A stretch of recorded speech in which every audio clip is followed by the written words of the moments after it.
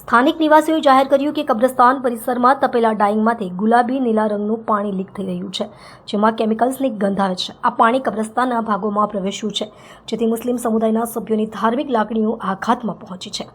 કોંગ્રેસ નેતા અસલમ સાયકલવાલાએ પૂછ્યું, આ શું એસએમસીનો શિષ્ટાચાર છે કે ભ્રષ્ટાચારનું પરિણામ? મૃતકોની શાંતિ અને પર્યાવરણને ભોગ બનાવવામાં આવે છે.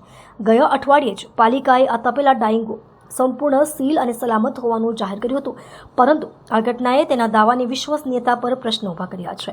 પર્યાવરણવાદીઓએ એસએમસી પર તપેલા ડાઇંગોના રખરખાવ અને મોનિટરિંગમાં ગંભીર ખામી રહી હોવાનો આરોપ મૂક્યો છે. એસએમસીના અધિકારીઓએ ઘટનાની તપાસનું વચન આપ્યું છે અને દોષિતો પર કાર્યવાહી કરવાનો દાવો કર્યો છે. જોકે સ્થાનિકોની શંકા છે કે આ તપાસ માત્ર દેખાવટી હશે.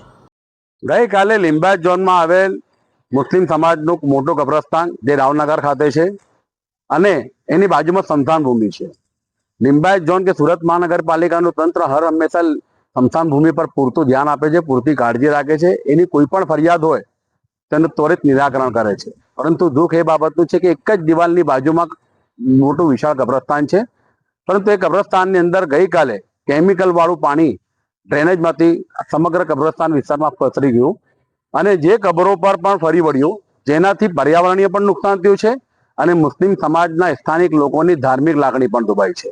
પરંતુ લીંબાયત ઝોનના અધિકારીઓને પેટનું પાણી હલતું નથી. એક તરફ એમ દાવો કરે છે કે અમે લોકોએ ગેરકાયદેસર ચાલતા તપેલા ડાઇંગો સીલ કર્યા છે, કોઈ તપેલા ડાઇંગો ચાલતા નથી. તો આ કલર કેમિકલ વાળું પાણી આવ્યું ક્યાંથી? ડ્રેનેજ ઉભરાય કઈ રીતે? અને ડ્રેનેજ એવી રીતે ઉભરાય કે સીધું કબ્રસ્તાનમાં પાણી આવી ગયું છે.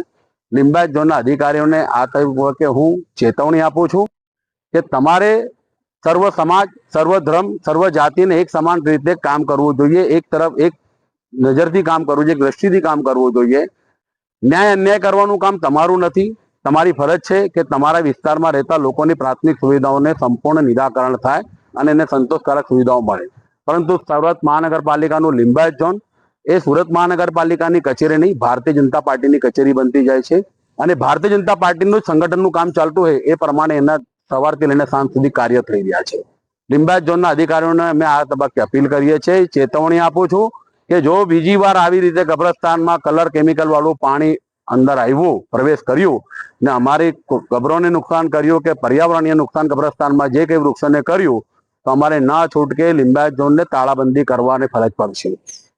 લીંબાયત ઝોનના અધિકારીઓ પોતાની ફરજ નિભાવે અને ઓછામાં ઓછા કોઈની પણ ધાર્મિક લાગણી ના દુભાય એની પૂરતી કાળજી રાખે.